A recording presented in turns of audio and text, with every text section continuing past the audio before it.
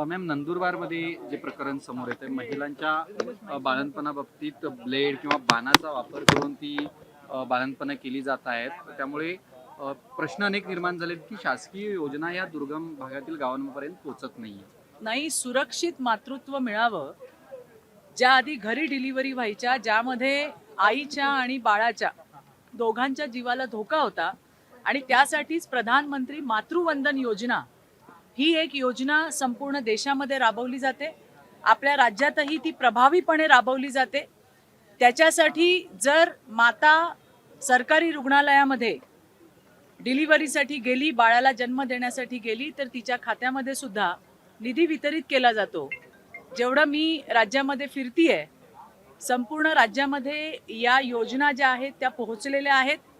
नंदुरबारच्या या घटनेबद्दल मी नक्की माहिती घेईन, पण एवढं मी आपल्याला जबाबदारीने सांगते, ही काय आत्ता नवीन आणलेली योजना नाही आहे.